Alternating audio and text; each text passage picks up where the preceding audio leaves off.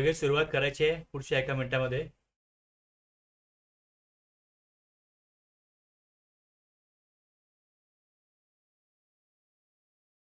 Good morning Kunal sir.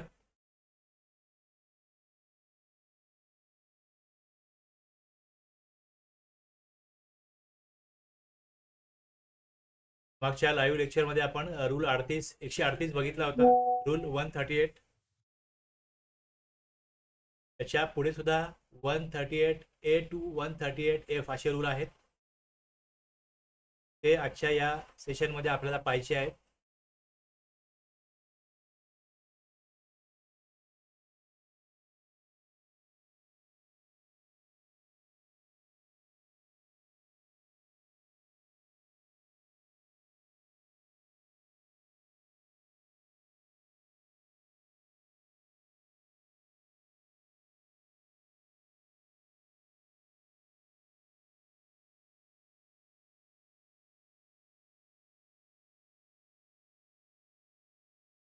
लगेच आपण सुरुवात करणार आहोत.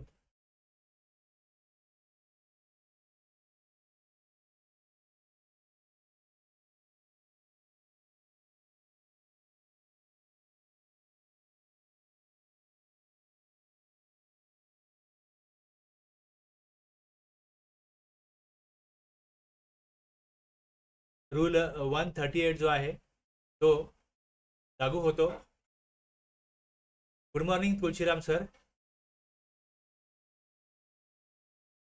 थोडा टफ वाटला होता हा रूल मागच्या क्लासला, तर वाचल्यावरती मला वाटतं तुम्हाला कळेल. आणि प्लस मी याच्यावरती आता GST ऑफिसरसाठी स्पेशली गाईडलाईन 4 पेजचे लिहिलेले आहेत. ते मी क्लास झाल्यानंतर मग अपलोड केले होते, तुम्हाला शेअर केले होते. जर तुम्ही पाहिले असतील तर तुम्हाला थोडंफार त्याचा उपयोग होईल. एक्झॅक्टली डिपार्टमेंट साईडला ह्या रूल संदर्भामध्ये काय करायचे आहे, या गाईडलाईन्स बनवल्या आणि त्या नोट्समध्ये टाकून तुम्हाला त्या नोट्स शेअर केलेल्या आहेत. तरी हे रूल आहेत जवळजवळ 14 सब रूल होते 138 मध्ये, आणि त्यालाच पुढे एक्सटेन्शन म्हणून पुढचे रूल आलेले आहेत. पहिले आपण थोडक्यात एका मिनिटात रिकॅप घेऊन राहायचा.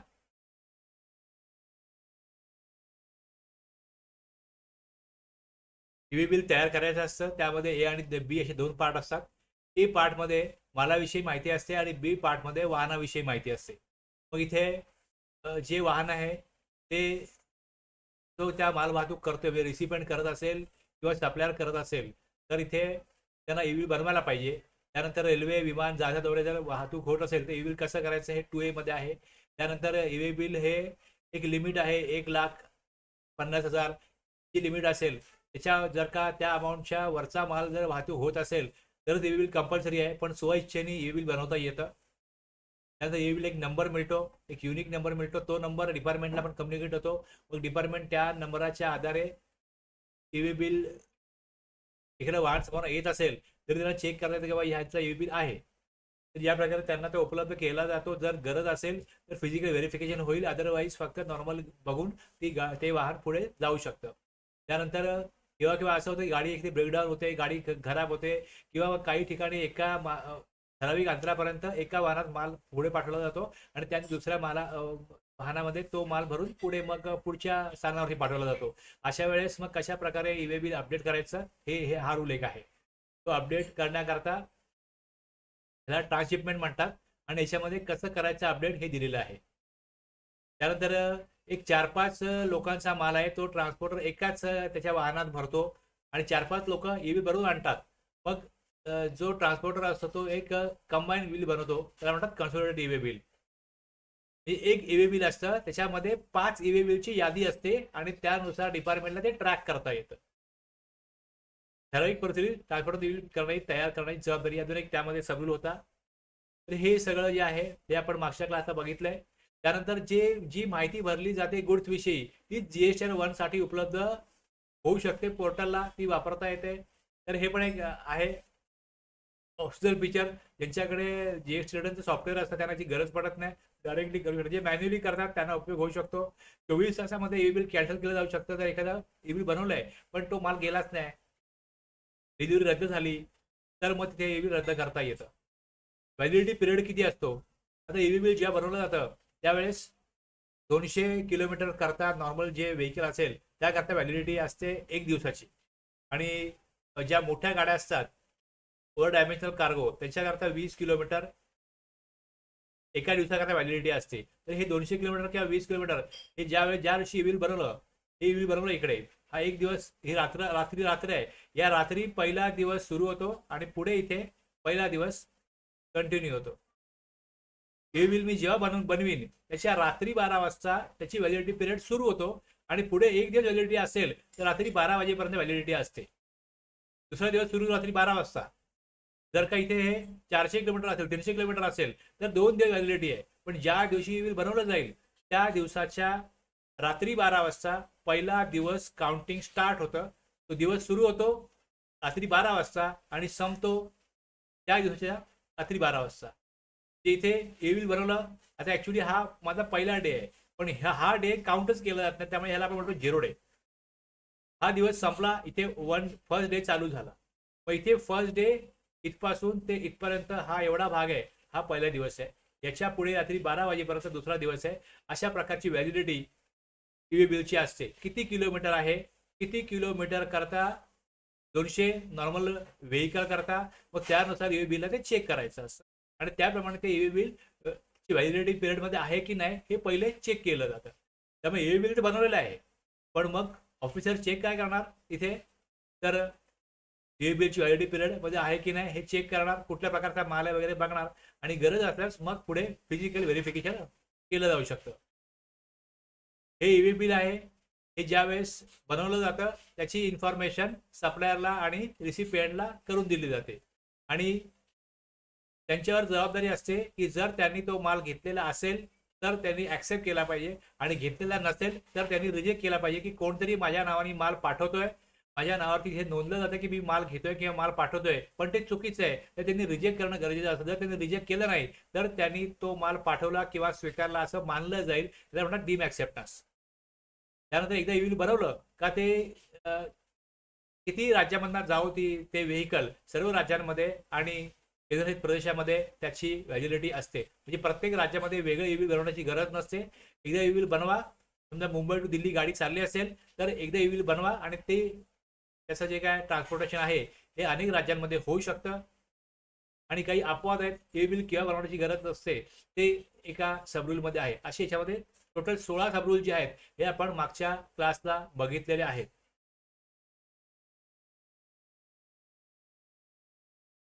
आता ईव्ही बिल बनवावं, कसं बनवावं, त्याची व्हॅलिडिटी वगैरे वगैरे हे सगळं रूल 138 मध्ये इथे दिलेलं होतं.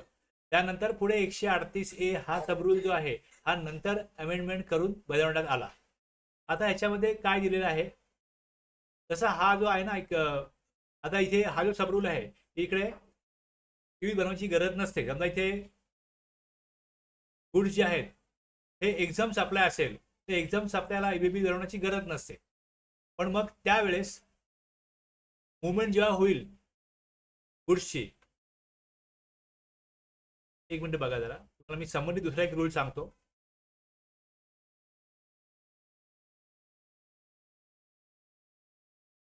आणखीन एक संबंधित रूल आहे, ज्या वेळेस ईव्ही बिलची गरज नसते अशी परिस्थिती असेल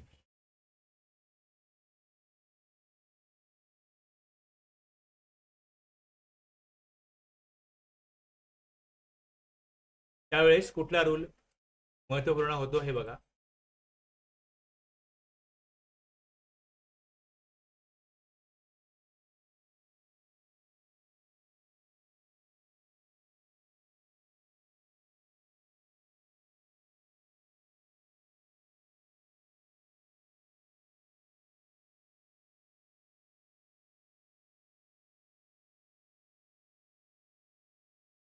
रूल हा पण एक अमेंडमेंट होऊन आलेला रूल आहे. shall carry a copy of tax invoice or bill of supply issue in accordance with the, म्हणजे जे रूल आहेत, यातनं इनवॉइस बनवण्याचे रूल आहेत 46, 46 ए 49. ह्याप्रमाणे जे इनवॉइस बनवलेलं आहे, इनवॉइस किंवा bill of supply, where such person is not required to carry an e-way bill under these rules. म्हणजे ईवे बिलच्या रूल प्रमाणे ज्या वेळेस ईवे बनवण्याची गरज नसते त्यावेळेस त्यांनी इनवॉइसच्या रूल प्रमाणे जे इनवॉइस किंवा बिल ऑफ सप्लाय इश्यू झालेलं आहे ते पर्सन इन्चार्ज म्हणजे ड्रायव्हरनी जवळ ठेवण्याची गरज आहे. म्हणजे कळलं पाहिजे ऑफिसरला की गाडी थांबवली आहे, ईवे बिल का बनवलं नाहीये, कारण ईवे बिल रिक्वायर्ड नव्हतं. मग कुठला माल चाललाय, डॉक्युमेंट दाखवा, मग ते डॉक्युमेंट त्यांनी जवळ ठेवण्याची गरज आहे. हे या 55A मध्ये आहे. जर हा जो सब रूल आहे, ईवे बिल तयार करण्याची आवश्यकता नसलेली परिस्थिती, या परिस्थितीमध्ये ईवे बिलची गरज नसेल हे ठीक आहे, पण डॉक्युमेंट कुठल्या जवळ पाहिजे, तर मग तिथे डिलिव्हरी नोट असेल, मग इनवॉइस असेल, बिल ऑफ सप्लाय असेल, हे जवळ ठेवण्याची गरज आहे. आता याच्यामध्ये जे डॉक्युमेंट जवळ ठेवायला लागतात, 138A काय सांगतो की वाहन प्रमुखाकडे असणे अनिवार्य, वाहन प्रमुखाकडे डॉक्युमेंट असणे अनिवार्य. कोणती कागदपत्र, ईवे बिल ते दिलेलं आहे इकडे. आता इथे मूलभूत व्यवहार कागदपत्र, परिस्थितीनुसार खालीलपैकी एक, tax invoice, bill of supply, delivery चलन. आता जर एखादी मशिनरी रिपेअरला घेऊन चाललेले आहेत, तो सप्लाय नाहीये, त्यामुळे तिथे टॅक्स इनवॉइस बनणार नाही, पण तिथे डिलिव्हरी चलन बनलं पाहिजे. एक्झाम सप्लाय असेल, ईवे बिलची गरज नाही, मग तिथे बिल ऑफ सप्लाय पाहिजे. त्यामुळे सबसिक्वेंट त्यांनी काय केलं, एका बाजूला 55A बनवला आणि दुसरीकडे हा रूल सुद्धा अमेंडमेंट करून त्यात टाकला. इथे कायदेशीर आधार राहील की तुम्ही हे डॉक्युमेंट का मागताय, कारण की कुठला नियम सांगतोय डॉक्युमेंट जवळ ठेवले पाहिजे, त्यासाठी हे रूल आहेत.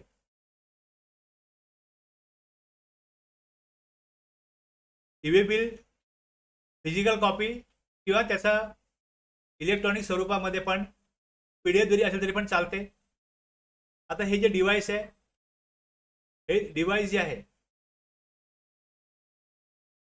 RFID, radio frequency identification device, आता हे एक तरतूद त्यांनी केलेली आहे, पण सध्या ती प्रॅक्टिकली ॲप्लिकेबल केलेली नाही.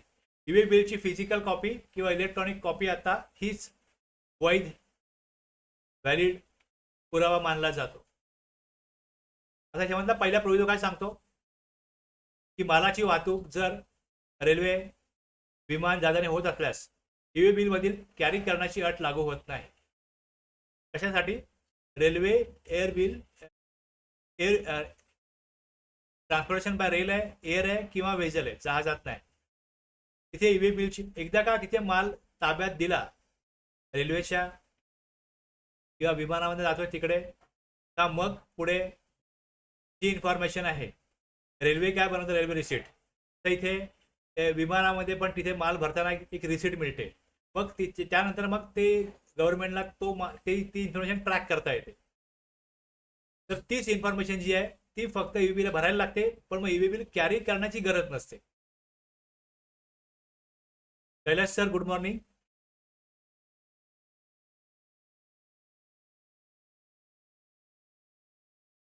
Rakesh sir, Kailash sir, Kunal sir, Tulshiram sir, Deepak sir.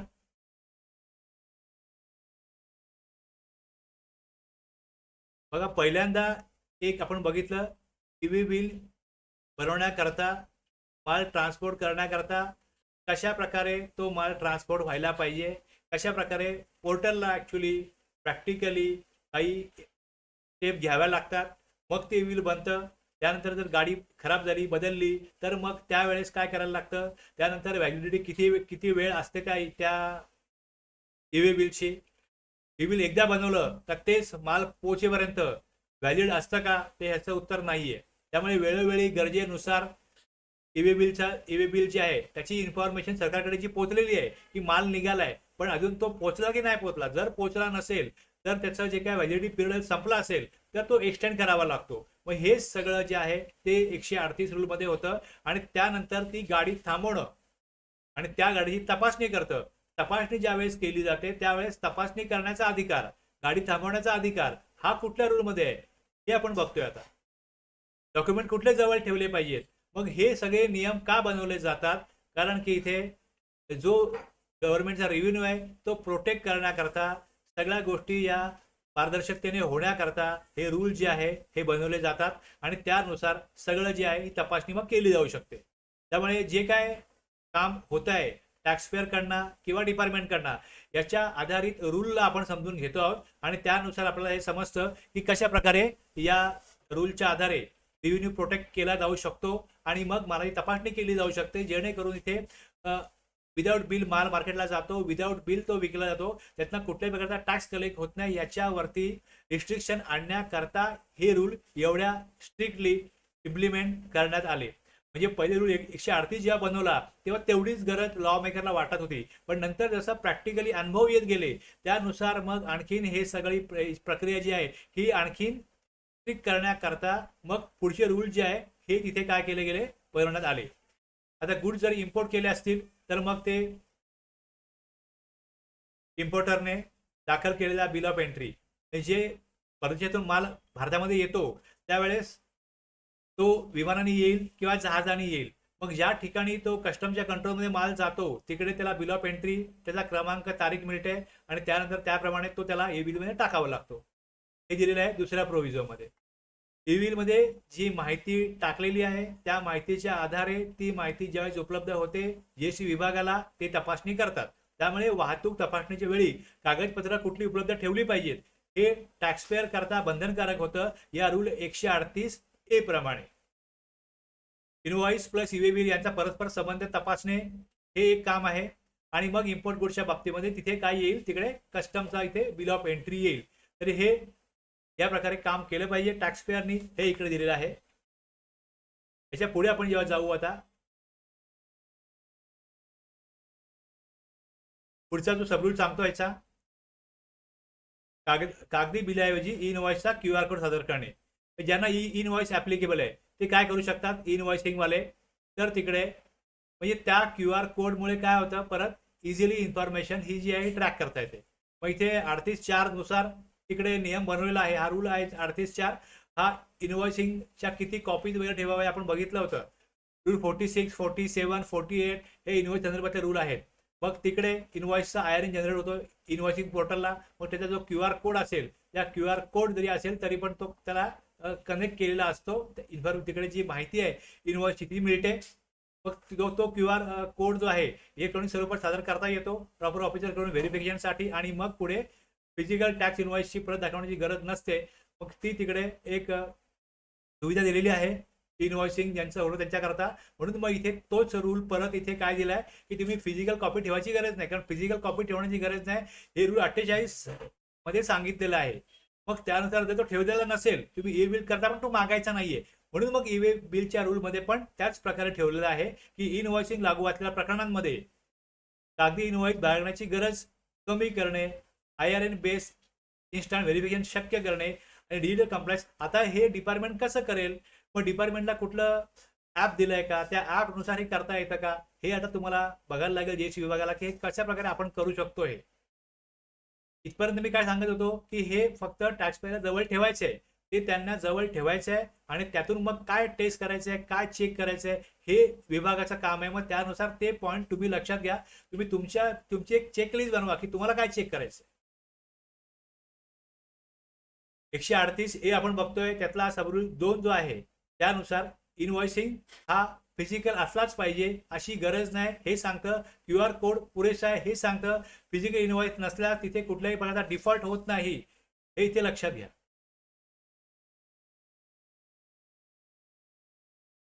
138 registered person ज्यावेळेस इनवॉइस बनवतो त्याची जी इन्फॉर्मेशन आहे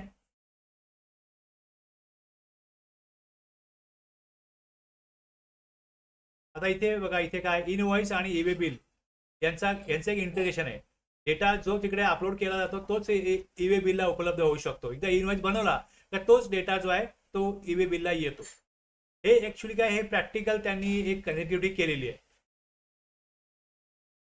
ऑटो पॉप्युलेट फक्त इनवॉइस ऍप्लिकेबल केसेसमध्येच होतो. ज्यांच्याकडे इनवॉइसिंग नाही आहे त्यांना पार्ट A जो आहे भरावा लागतो. ज्यांच्याकडे इनवॉइस आहे त्यांना इनवॉइसची माहिती जी आहे ही पार्ट ए मध्ये ऑटोमॅटिक उपलब्ध होते.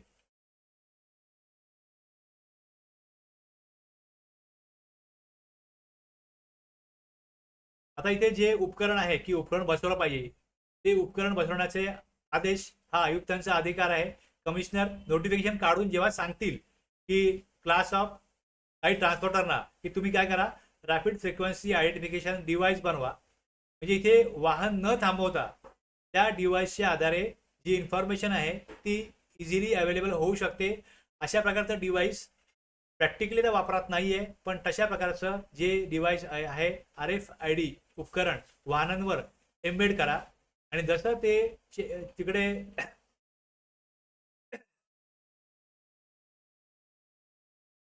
तिथे हे ट्रॅक करायचे, जिकडे त्यांचं चेकिंग होणार असेल तिकडे ते आलं का इझिली काय होईल, ईवे बिल त्या RFID डिव्हाइसशी मॅप करणे हे करता येऊ शकेल, म्हणजे इथे वेळ वाचेल. पण हे अजून प्रॅक्टिकली ऍप्लिकेबल नाहीये. हाय रिस्क हाय व्हॉल्यूम ट्रान्सपोर्टरसाठी ऑटोमेटेड ट्रॅकिंग, फिजिकल चेकिंग कमी करणे आणि टेक्नॉलॉजी बेस्ड कंप्लायन्स सक्षम करणे, यातनं वेळ वाचेल आणि लवकर काम होईल, ह्याचा उद्देश आहे. ही तरतूद नोटिफिकेशन आल्याशिवाय चालू होणार नाही. नोटिफिकेशन येतील आणि ते कोणा करता येईल, ठराविक ट्रान्सपोर्टरसाठी, त्यावेळेस हे काय होईल, लागू होईल. आता तरी सध्या देश पातळीवरती RFID बाबत अशा प्रकारचं सगळीकडे नोटिफिकेशन लागू झालेलं नाही.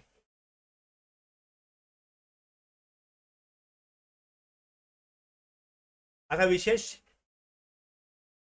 आता तरतूद असूनही तसं इथे दिलेलं आहे की जवळ ठेवलं पाहिजे ईवे बिल. पण अशा प्रकारे काही विशेष परिस्थितीमध्ये कमिशनर नोटिफिकेशनद्वारे सांगू शकतात की जो त्या वाहनाचा प्रभारी आहे, ड्रायव्हर असेल, क्लिनर असेल, त्यांना ईवे बिल ऐवजी खालील कागदपत्रे बाळगण्यास सांगू शकतात. नोटिफिकेशन तसं असेल विशिष्ट सेक्टरसाठी, विशिष्ट प्रकारच्या टॅक्सपेअरसाठी, तर हे लागू होऊ शकतं.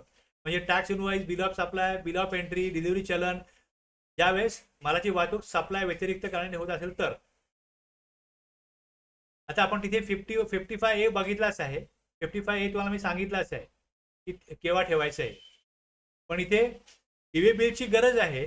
ईवे बिलची गरज असून पण नोटिफिकेशनद्वारे सांगितलं जाऊ शकतं की तुम्ही ईवे बिल जवळ न ठेवता इतर डॉक्युमेंट जवळ ठेवा, हे सांगितलं जाऊ शकतं.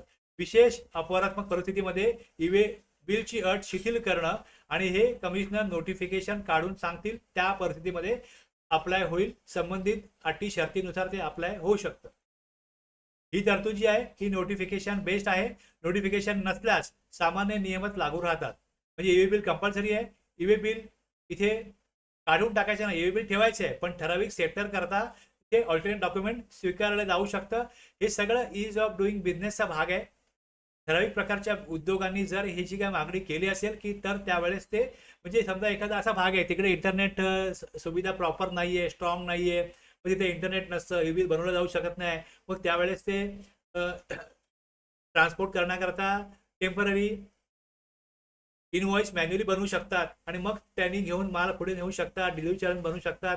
मग त्यावेळेस त्या ठराविक एरियामध्ये हे लागू होऊ शकतं. जिकडे इंटरनेट स्ट्रॉंग आहे तिकडे हे सगळं बनवणं फार सोपं आहे.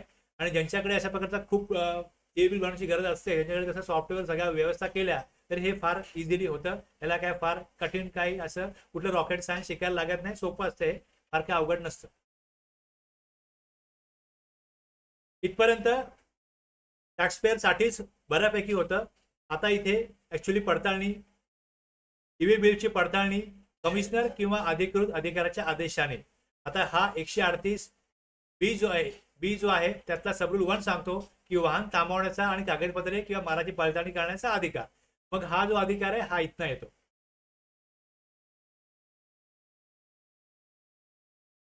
प्रॉपर ऑफिसरला इंटरस्टेट तसेच इंट्रास्टेट मालवाहतुकीच्या वेळी कोणतेही वाहन थांबवण्याचा व कागदपत्रांची फिजिकल किंवा इलेक्ट्रॉनिक पडताळणी करण्याचा अधिकार दिला जाऊ शकतो. म्हणजे अगोदर पहिले डॉक्युमेंट ठेवला पाहिजे. अशा प्रकारची कंपल्शन किंवा बंधन हे टॅक्सपेअरवरती अगोदरच्या रूपमध्ये दिलेलं आहे की ते बिल तुम्ही बनवा, ते जवळ ठेवा.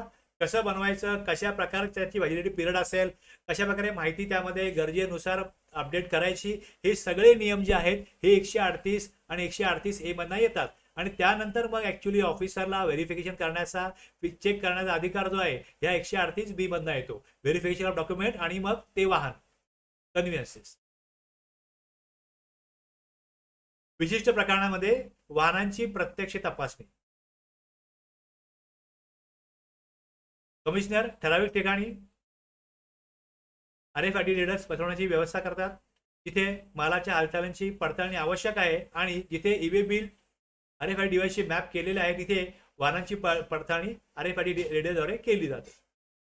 आता हे काय असतं RFID रीडर म्हणजे?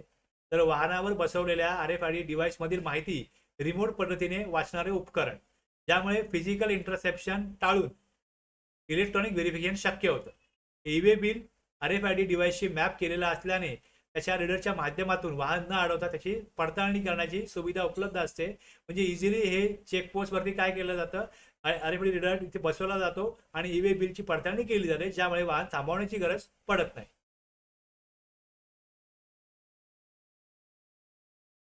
तिथे वाहनांची फिजिकल पडताळणी कमिशनर यांच्या वतीने अधिकृत केलेल्या प्रॉपर ऑफिसर कडूनच केली जाईल.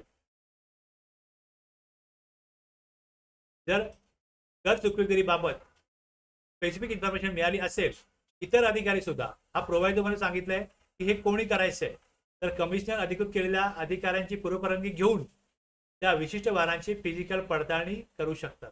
हे दुसरं एखादं डिपार्टमेंट आहे इन्व्हेस्टिगेशन वगैरे, त्यांना जर का अशी माहिती मिळाली आणि ते जर आले तर तिकडे ईवे बिल कमिशनरने अधिकृत केलेल्या अधिकाऱ्यांची परवानगी घेऊन, कमिशनर किंवा अधिकृत अधिकाऱ्यांची पूर्वपरवानगी घेऊन ते दुसऱ्या डिपार्टमेंटचे लोक काय करू शकतात, तिकडे त्या वाहनाची विशिष्ट वाहनांची पडताळणी करू शकतात.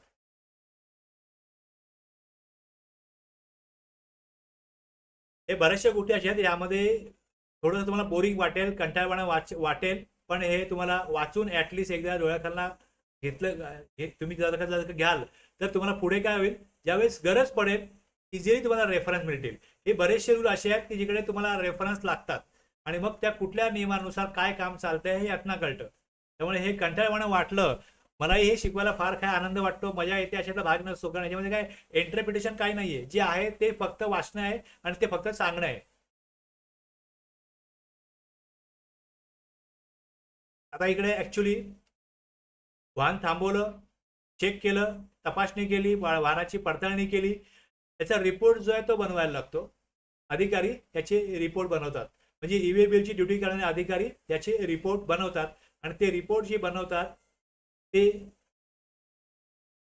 किती कालावधीमध्ये बनवले पाहिजे तर त्याविषयी इथे इन्फॉर्मेशन आहे. म्हणजे वाहतुकी दरम्यान केलेल्या प्रत्येक माल तपासणीचा समरी रिपोर्ट जो आहे, हा समरी रिपोर्ट प्रॉपर ऑफिसरने, मग त्याचा फॉर्म कुठला आहे, फॉर्म आहे GST EWB 03 पार्ट ए मध्ये, तपासणी झाल्यापासून 24 तासांच्या आतमध्ये ऑनलाईन नोंदवणे बंधनकारक. वाहन थांबवलं, तपासणी केली, त्याविषयी इन्फॉर्मेशन त्या रिपोर्टमध्ये जाते. आणि सविस्तर रिपोर्ट जो आहे फायनल इन्स्पेक्शन रिपोर्ट, हा फॉर्म GST EWB 3 पार्ट बी मध्ये तपासणीच्या तारखेपासून 3 दिवसांच्या आतमध्ये नोंदवणे आवश्यक आहे. आता एक नॉर्मल इन्फॉर्मेशन 24 तासामध्ये, फायनल रिपोर्ट 3 दिवसामध्ये. एवढी वेळ देऊन पण जर गरज असेल तर प्रोव्हायडर सांगतो वेळ वाढवण्याचा अधिकार जो आहे, विशिष्ट परिस्थितीमध्ये ही वेळ वाढवली जाऊ शकते. कमिशनर किंवा त्यांच्या वतीने अधिकृत केलेले अधिकारी आहेत, ही योग्य कारण आहे असं की तुम्हाला आणखीन वेळ पाहिजे ते सांगितल्यामध्ये आणखीन 3 दिवसापर्यंत वेळ वाढवून दिली जाऊ शकते. म्हणजे फायनल रिपोर्ट बनवण्यासाठी 24 तास 3 दिवसांमध्ये तिथे रिपोर्ट दिला पाहिजे. आणि हे परत काउंटिंग सुरू कसं होतं, तर वाहन ज्या दिवशी थांबवलेलं आहे, आता वाहन थांबवलं आजचा दिवस सुरू झाला, इकडे आज वाहन थांबवलं तर एक दिवस दिलाय, तो एक दिवस रात्री 12 सुरू होतो, ते इकडे परत एक दिवस आहे, मग पुढे 2 दिवस आहे, मग पुढे 3 दिवस आहे. ऍक्च्युली कारवाई ज्या दिवशी सुरू होते तो 0वा दिवस असतो आणि त्या दिवसाच्या रात्री ज्या वेळेस 12 वाजता पहिला दिवस सुरू होतो, म्हणजे इथे रात्री 12 ते दुसऱ्या दिवशी रात्री 12, एक दिवस, मग पुढे 2 दिवस आणि मग पुढे 3 दिवस. अशा प्रकारे 3 दिवसामध्ये रिपोर्ट द्यायचा असतो. ज्या दिवशी ऍक्च्युली गाडी थांबवली, त्याचं व्हेरिफिकेशन झालं, चेकिंग झालं, तो दिवस 3 दिवसामध्ये येत नाही, 24 तासामध्ये येत नाही. रात्री 12 वाजले तिथपासून 24 तासामध्ये रिपोर्ट द्या हे सांगितलेलं आहे. वाहनाची आता हे जे व्हेरिफिकेशन आहे, फिजिकल व्हेरिफिकेशन आहे, हे वाहनाची एकदा होणारी पडताळणी. एकदा व्हेरिफिकेशन झालं, एकदा चेक झालं, फिजिकल तपासणी केली एका ठिकाणी स्टेटमध्ये युटीमध्ये किंवा इतर स्टेट युटीमध्ये एकदाच झाली असेल तर त्याच वाहनाची पुन्हा फिजिकल तपासणी त्या स्पेसिफिक स्टेटमध्ये पुन्हा केली जाणार नाही. तुमच्या स्टेटमध्ये आमचं वाहन आलं, टॅक्सपेअर काय म्हणेल, एकदा चेकिंग झालेली आहे, आता परत परत तुम्ही आमची चेकिंग करू नका, आमचा वेळ वाया घालू नका. पण इथे परत एक अपवाद काय, एक्सेप्शन काय, की जर अशा प्रकारे कुठली माहिती मिळालेली आहे तर त्या माहितीच्या आधारे एकदा चेकिंग होऊन पण पुन्हा फिजिकल व्हेरिफिकेशन करता येऊ शकतं. कर चुकवेगिरीबाबत स्पेसिफिक माहिती मिळालेली आहे, म्हणजे एकदा फिजिकल व्हेरिफिकेशन झालं आणि त्यानंतर त्यांनी त्या चेकपोस्टच्या पुढे जाऊन आणखीन काय माल घुसवला, आणखीन काय माल त्या गाडीत चढवला, अशी स्पेसिफिक माहिती मिळाल्यावरती दुसऱ्यांदा परत एकदा त्याचं फिजिकल व्हेरिफिकेशन केलं जाऊ शकतं. अपवाद दिलेला आहे तसा. अदरवाईज एकदा का एखाद्या वाहनाची फिजिकल तपासणी झाली त्यानंतर त्या स्टेटमध्ये किंवा त्या युटीमध्ये पुन्हा फिजिकल तपासणी करता येत नाही असा नियम सांगतो. नॉर्मली सांगितलं जातं, पण स्पेसिफिक माहिती असेल तर मग पुन्हा तपासणी केली जाऊ शकते. इन्स्पेक्शन प्रोसेस टाइम बाउंड ठेवणे, रिपीटेड हॅरासमेंट टाळणे, पण जर स्पेसिफिक ओनली इन्फॉर्मेशन बेस रिव्हेरिफिकेशन होऊ शकतं, त्याला परवानगी आहे या नियमानुसार. 138C बघितलं आपण आता. तपासणीचा समरी रिपोर्ट 24 तासामध्ये, फायनल रिपोर्ट 3 दिवसामध्ये, फिजिकल व्हेरिफिकेशन एकदाच करा. आणि पण जर का काही चुकवण्याविषयी माहिती मिळाली असेल तर मग परत ठोस माहिती असल्यास सेकंड टाइम पण फिजिकल व्हेरिफिकेशन होऊ शकतं.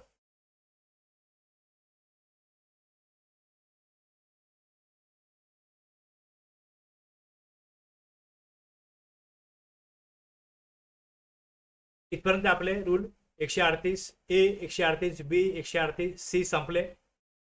आता पुढे 138D हा जो रूल आहे त्यावरती आपण आलेलो आहोत. ऍक्च्युअल मध्ये इकडे अशा प्रकारच्या कारवाईमध्ये जे व्यक्ती भाग घेतात ते भाग घ्यायला लागले आणि मग त्यांनी हे रूल वाचले, ऍक्च्युअल साईडवर जाऊन त्यांनी काम केलं, त्यानंतर त्यांना हे रूल सहज समजतील. फार काय याच्यामध्ये नाहीये, पण थोडंसं कंटाळवण आहे, मलाही कळते आहे, पण काही इलाज नाही. आपल्याला इथे कायदा समजून घ्यायचा आहे, त्यातली गुंतागुंत समजून घ्यायची आहे. त्यामुळे जिथे प्रत्यक्ष तुम्ही काम करत नसता तिकडे तुम्हाला मग हे सगळं फक्त शब्द आणि वाक्य आणि भाषा अशाच प्रकारे फक्त ऐकायला लागतं. अंडरस्टँडिंग जर कमी असेल तर थोडं बोर वाटू शकतं, पण जसं काम कराल तसं तुम्हाला हे कळेल.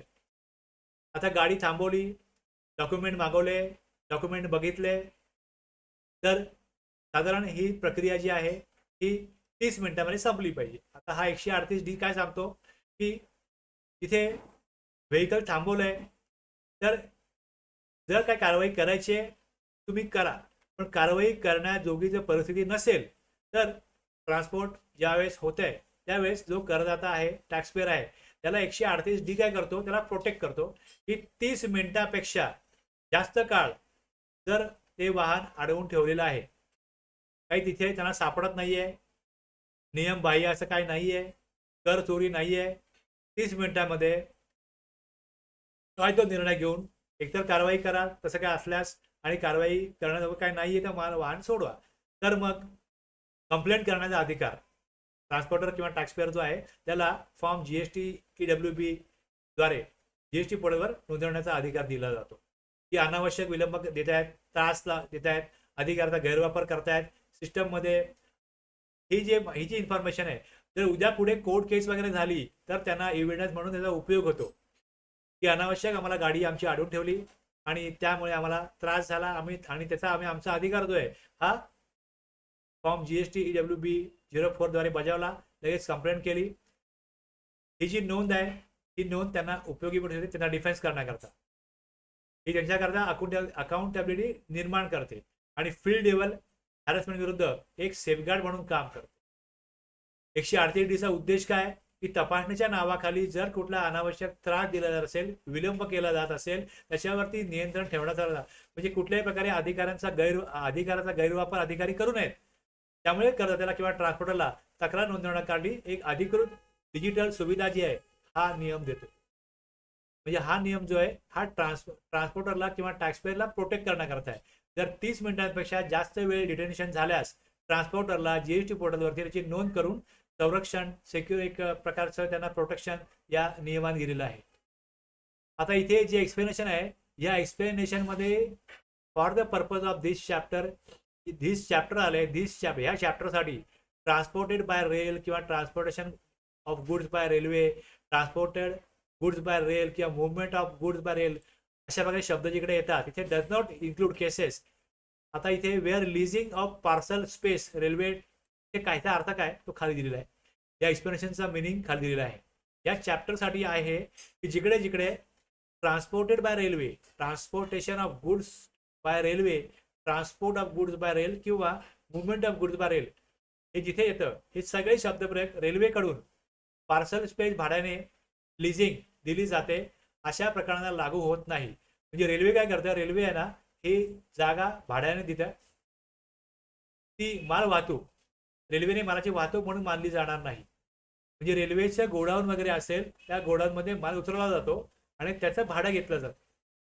समजा दिल्लीहून मुंबईला माल जर आला तर एक सिमेंट आहे, सिमेंटची फॅक्टरी वेगळ्या कुठल्या शहरामध्ये असेल, समजा परळीला आहे आणि परळीवरना नागपूरवरना कुठनाही ती फॅक्टरी आणि मुंबईला माल आला तर तो आल्यानंतर तो काय केला जातो, इमिजिएटली तिथना रेल्वेतना उतरवून त्याचा जो मालक तो घेऊन जात नाही, तो रेल्वेच्या गोडाऊनमध्ये ठेवतो आणि त्या रेल्वेच्या गोडाऊनमधनं मग 4-5 दिवसामध्ये 8-10 दिवसामध्ये तो माल त्यांना जिकडे पोहोचवायचा तिथे पोहोचवला जाऊ शकतो. मग तो तिथे काय केला जातो, रेल्वेच्या गोडाऊनमध्ये तो माल ठेवला जातो आणि तिकडे रेल्वे काय करतं त्याचं भाडं घेतं. आता आपल्या रूलमध्ये काय सांगितलं त्यांनी की जिकडे ट्रान्सपोर्टेड बाय रेल्वे हे जे शब्दप्रयोग आहेत हे तेव्हा लागू होत नाहीत ज्यावेळेस पार्सल स्पेस भाड्याने दिलेली जाते. रेल्वेकडून संपूर्ण मालवाहतूक सेवा घेणे हे पार्सल स्पेस लिझिंग नाही, पण जिकडे रेल्वेकडून फक्त जागा भाड्याने घेतली जाते त्यालाच पार्सल स्पेस लिझिंग म्हणतात.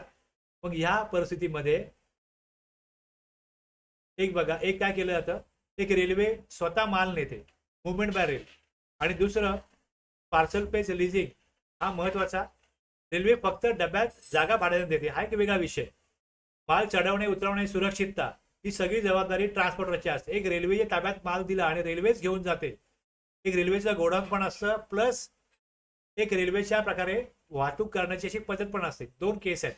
या 2 केस प्रमाणे एक transported by goods by rail आहे, इकडे रेल्वेच्या पार्सल सर्व्हिसने माल पोहोचवतो, पण दुसरं तसं रेल्वे जबाबदारी घेत नाही. रेल्वे फक्त डब्यात जागा भाड्याने देते आणि माल चढवणे उतरवणे सुरक्षितता सगळी जबाबदारी ट्रान्सपोर्टरची असते. इथे मुवमेंट बाय रेल मानलं जात नाही.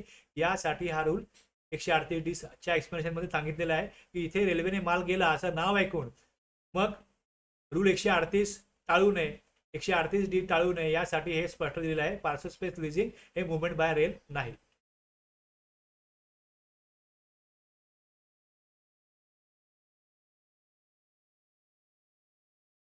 ज्यावेळेस हे फिजिकल व्हेरिफिकेशन होईल त्यावेळेस डॉक्युमेंट प्रॉपर आहेत की नाही एवढंच चेक करायचं असतं. मग रूल 138 केव्हा लागू होतो केव्हा लागू होत नाही हे यातनं स्पष्ट होतं.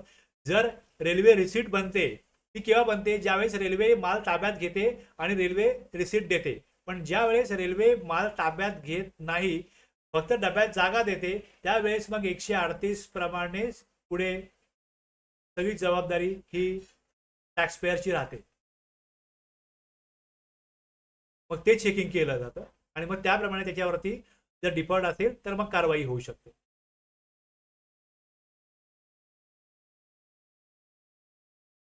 आता हा रूल पण का बनवण्यात आला याचं पण थोडं बॅकग्राऊंड लक्षात घ्या. काही टॅक्सपेअर असे होते की जीएसटीआर 1 भरत नव्हते, जीएसटीआर 3B मध्ये टॅक्स दाखवत नव्हते, कुठल्याही प्रकारे प्रॉपर कंप्लायन्स करत नव्हते, पण ईवे बिल मात्र ते बनवत होते. ईवे बिलनी माल पाठवत होते आणि सरकारला हे लक्षात होतं की अरे ई वे बिलनी माल जातोय, ई वे बिलनी मालाची वाहतूक होते आहे, पण ते टॅक्सपेअर ना जीएसटी वन भरतायत ना 3B भरतायत, म्हणजे कुठल्याही प्रकारची इन्फॉर्मेशन ही ते पोर्टलवरती दाखवत नव्हते.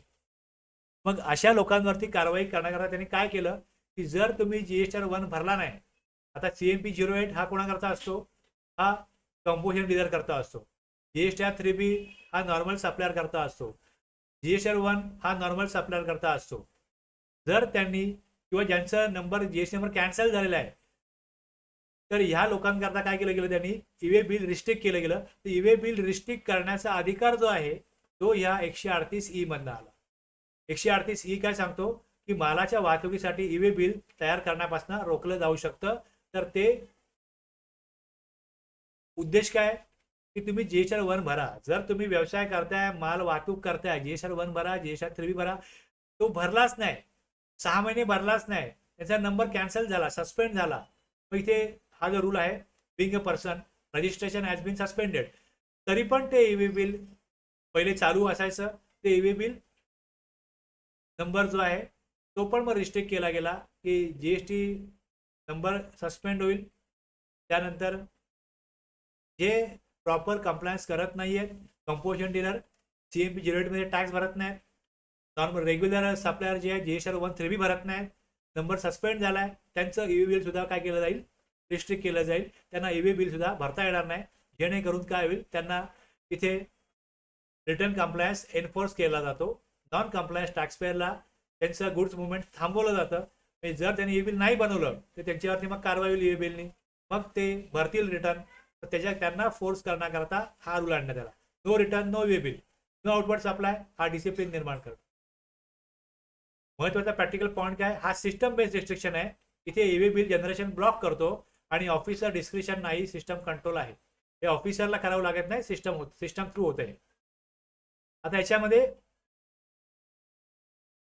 138 नुसार 138E हा जो रूल आहे हा काय बघतो की CMP 08 3B आणि जीएसटी वन जर जे काय कालावधी आहे त्या जर भरलेले नसतील तर सिस्टमच काय करेल, जीएसटी पोर्टलच काय करेल, त्यांच्याकरता ईवे बिल त्यांना भरू देणार नाही. पार्ट ए जनरेट करण्यास त्यांना काय करेल, तिकडे रिस्ट्रिक्ट करेल, त्याच्यावर निर्बंध घातले जातील आणि मग त्यांनी रिटर्न भरल्यानंतर मग हे सगळं परत व्यवस्थित सुरळीत होईल. पण ह्यात एक त्यांनी प्रोव्हायझो पण टाकलाय की ईवे बिल रिस्ट्रिक्ट केल्यानंतर जर टॅक्सपेअरनी ऍप्लिकेशन दिलं, कमिशनरला ऍप्लिकेशन दिलं, ते अर्ज करू शकतात EWB 5 मध्ये कमिशनरकडे विनंती अर्ज. काहीतरी कारण आहे असं की ज्यामुळे त्यांनी काय केलं, जे रिटर्न भरलेले नाहीयेत, काहीतरी कारण आहे. ते कारण जर कमिशनरला समाधानकारक वाटलं तर मग कमिशनरच्या लेखी आदेशाने काय होईल, EWB 6 मध्ये त्यांना ईवे बिल भरण्याची परवानगी दिली जाऊ शकते, काही अटी आणि मर्यादा घालून. अदरवाईज नॉर्मली काय होतं, सिस्टम त्याला ब्लॉक करतो. पण ही 138 हे जे आहे, विशिष्ट काही प्रकरणं असतील ज्यामध्ये त्यांनी अर्ज केला तर त्यांना परमिशन दिली जाऊ शकते. कमिशनर त्या व्यक्तीचा अर्ज डायरेक्टली रिजेक्ट करणार नाही, त्या व्यक्तीचं ऐकून घेऊन मग संधी देऊन मगच त्याला रिजेक्ट करता येईल, मगच ती ऑर्डर करता येईल. No rejection without hearing. Specific कारण आहे म्हणून तो अर्ज करतोय, पण मग कमिशनरला जरी वाटलं की हा याचं कारण काही योग्य नाहीये, तरी पण त्याचं म्हणणं ऐकून घेऊन मगच तो रिजेक्ट करता येईल. आता इथे जे म्हटलंय कमिशनर, ते इकडे स्टेट जीएसटी कमिशनर किंवा युटी जीएसटी कमिशनर यांच्याकडनं दिलेली परमिशन किंवा रिजेक्शन कमिशनरने, म्हणजे आता आपण लॉ कुठला लॉ बघतोय, CGST बघतोय. मग ती CGST कमिशनर असो, EGST असो, कोणी असो, ते हे कळू शकतात. वेगळ्या वेगळ्या CGST कमिशनरसाठी वेगळी अप्रुव्हलची गरज नाही. कमिशनर म्हणजे त्या ज्युरिडिक्शन मधील कमिशनर, प्रॉपर ज्युरिडिक्शनल कमिशनरकडे अर्ज करायचा.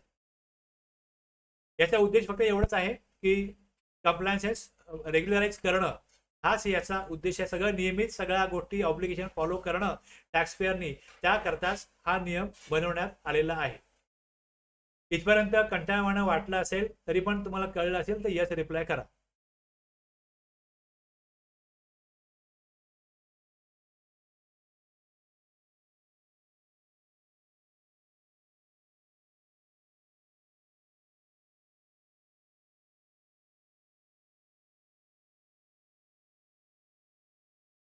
जो ऍक्च्युली भाग असतो तो त्या भागामध्ये जो व्यक्ती काम करत असतो तर त्याला तरतुदी लगेच कनेक्ट होतात, त्याला लगेच त्याचं लिंक लागते आणि त्याला इंटरेस्टिंग वाटतं.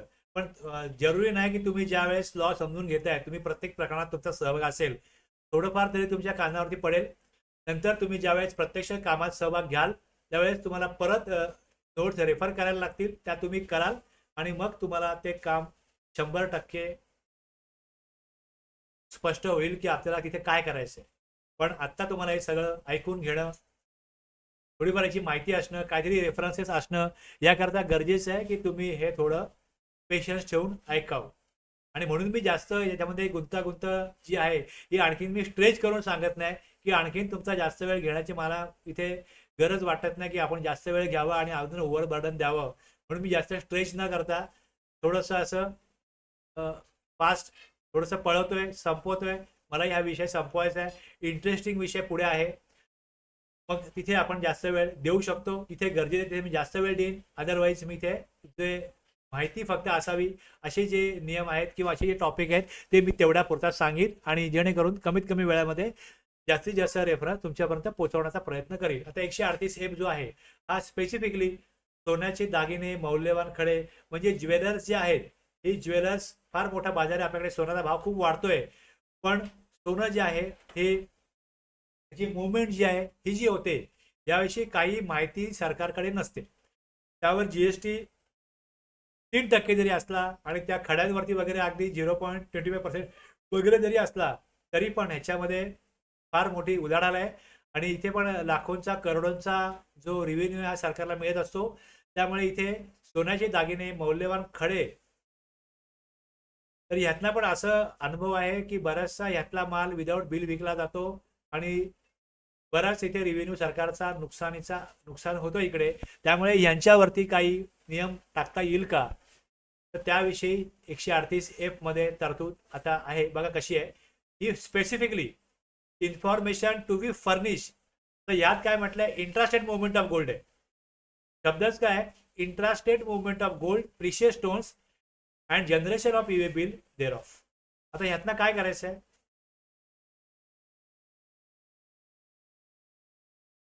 ह्यातनं काय करायचंय बघा. थोडं पहिले याचा उद्देश लक्षात घ्या काय आहे, की जे सोना आणि डायमंड वगैरे असतात ते ज्यावेळेस त्याची वाहतूक होईल तर त्याच्यावरती जो रूल 138(14) आहे त्यामध्ये अॅनॅक्शर आहे. त्या अॅनॅक्शरमध्ये काय केलेलं आहे, त्या अॅनॅक्शरमध्ये हे सांगितलेलं आहे की सिरियल नंबर 4-5 मध्ये की इथे काय केलंय, ईवे बिल बनवणं बंधनकारक नाहीये. कारण मग ईवे बिल मध्ये एखाद्या वाहनातना प्रिशियस स्टोन चाललेत, सोनं वगैरे चाललेलं आहे, याची माहिती जर चोरांना लागली तर त्या गाडीमध्ये लुटमारीचे प्रकार वाढतील. त्यामुळे त्यांना सूट देण्यात आलेली आहे.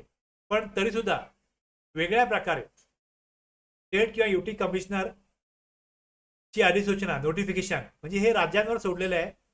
हे हा नियम काढला सीजीएसटी मध्ये, हे राज्यांवर सोडलं आहे की तिथल्या स्टेट जीएसटी कमिशनर किंवा युटी जीएसटी कमिशनरने काय करायचं आहे की हे जे 4-5 मध्ये आयटम आहेत, प्रिशियस स्टोन्स आणखी गोल्ड, यांना तुम्ही तुमच्या राज्यांमध्ये काय करा, अनिवार्य करू शकता नोटिफिकेशन काढून की प्रिशियस स्टोन ज्वेलरी करता काय करू शकता. काय करायचं इकडे, तर कमिशनर व्हॅल्यू 2 लाखापेक्षा कमी नाही तरी जास्त, 2 लाखापेक्षा जास्त माल जाईल त्यावेळेस कमिशनरने मग इथे कमिशनर अमाऊंट देईल की 2 लाख, 5 लाख अशा प्रकारे अमाऊंट ते देऊ शकतात आणि त्यानुसार नोटिफिकेशन काढू शकतात.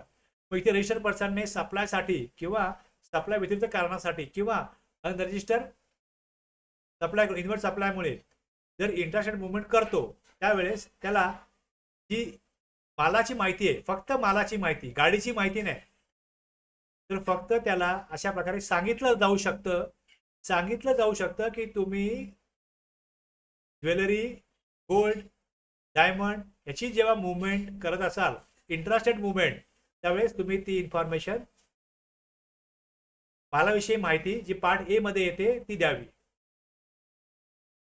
पण हे कोणावर सोडलंय, हे सोडलंय स्टेटच्या कमिशनरवरती.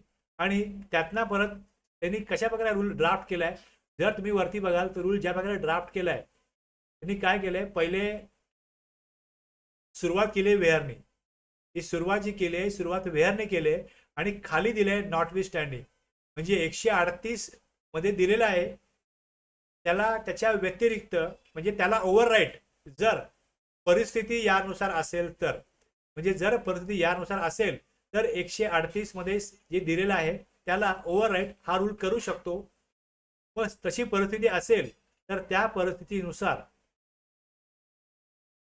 138 बाजूला ठेवायचा. तिकडे सांगितलंय की गोल्ड डायमंडला ची गरज नाही, पण वेअरने सुरू करून हा रूल त्यात सांगितलंय की जर कमिशनरनी नोटिफिकेशन काढली तर त्यांना 138 मध्ये वगळलंय, ते त्यांना ऑब्लिगेशन नाहीये, पण तिथे त्यांना ऑब्लिगेशन लागू होईल. वेअर हे ऍप्लिकेबल ट्रिगर आहे आणि नॉट विथ स्टँडिंगला काय होतं, तिथे ओव्हरराईड होतो. अशा प्रकारे रचना आहे याची. तुम्ही वाचा, जर तुम्हाला लॉ समजून घ्यायचा असेल तर हे एक्सप्लेनेशन तुम्हाला जास्त वाचून उपयोगी पडेल. म्हणून मी इकडे दिलंय की वेगळ्या प्रकारे हा रूल ड्राफ्ट केलाय. मी जास्त वेळ घालवणार नाही.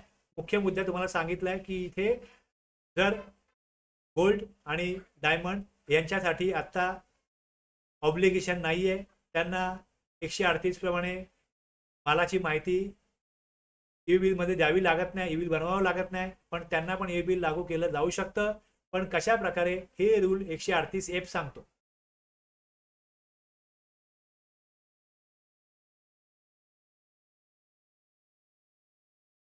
त्यातला परत प्रोव्हायझो आहे, जर माल ई कॉमर्स ऑपरेटर किंवा कुरिअर मार्फत जात असेल तर मग इथे जो पार्ट बी लागतो तिथे पार्ट बी भरायचा नाही. आता ही जी बंद करता माहिती मेल वगैरे बाकी सगळं आहे, तुम्हाला वाचून कळेल. फार का मी इकडे असं वेळ घालवत नाही. मूळ लक्षात घ्या फक्त, रूल एफ हा कोणा करताय, हा गोल्ड ज्वेलरी आणि प्रिशियस स्टोन यांच्या इंट्रास्टेट मुवमेंटसाठी आहे. आणि तो राज्य किंवा युटीच्या कमिशनरने नोटिफिकेशन काढली तर मग त्यांना पार्ट ए कंपल्सरी होतो, पार्ट बी त्यांना रिक्वायर्ड नसेल, 138 ओव्हरराईड होईल. बस एवढाच मुद्दा आहे महत्वाचा, एवढाच याच्यामध्ये. मी रूल तिथे डिटेल एक्सप्लेन केलाय, रूल डिटेल एक्सप्लेन केलाय, पण आशय तुम्हाला सांगितलाय.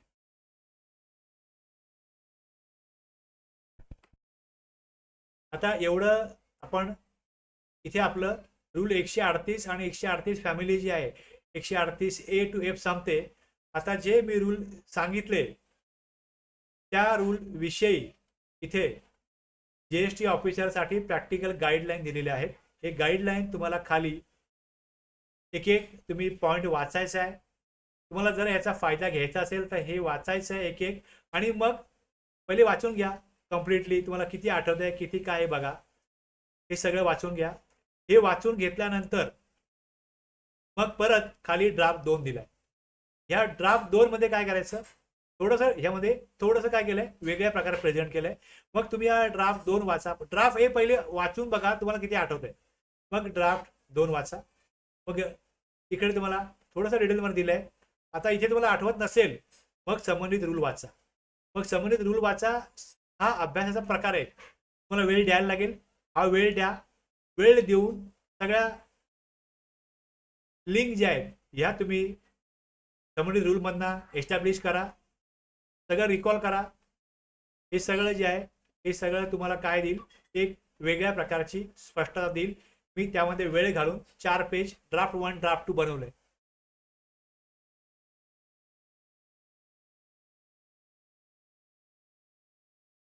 इथे आपलं ईवे बिल संपतं. काय टॉपिक असे आहेत की जिकडे काही असं एक्सप्लेन करायला नाहीये, फक्त एक पॉइंट आउट करा. आता मी हे 12 पॉईंट याद दिलेत ईवे बिलचे. टोटल जेवढे ईवे बिलचे आता रूल बघितले त्यातनं हे मी 12 पॉईंट दिलेले आहेत. या 12 पॉईंटला संबंधित रूल तुम्ही कनेक्ट करा. संबंधित रूल तुम्ही कनेक्ट करा, तुम्हाला काय होईल, इकडे उपयोग होईल. मला शिकवायला बोर होतोय सगळं, तुम्हाला ऐकायला बोर होत असेल, मी समजू शकतो, पण काम आहे, माहिती घेणं गरजेचं आहे. त्यामुळे तुम्हाला माहिती घेणं आवश्यक आहे. तुम्हाला वेळ द्यावा लागेल तरच तुम्ही तुमचं काम प्रॉपरली करू शकाल. इथे आपण ब्रेक घेऊ. ब्रेक नंतर सेक्शन 69, 70, 71, 72 म्हणजे आपला इन्स्पेक्शन टॉपिक संपेल. इथे आपण थांबूया आता. इथे सेशनचा एंड करूया. संपूर्ण तुम्ही पेशन्स ठेवून राकेश सर, तुळशीराम सर तुम्ही थांबलात. धन्यवाद.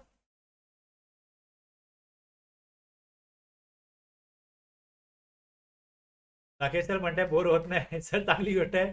तुमचं तुम्ही कुठल्या इंटेन्सिटीने ऐकता त्याच्यावरती आहे. 11:25 आपण कंटिन्यू करू.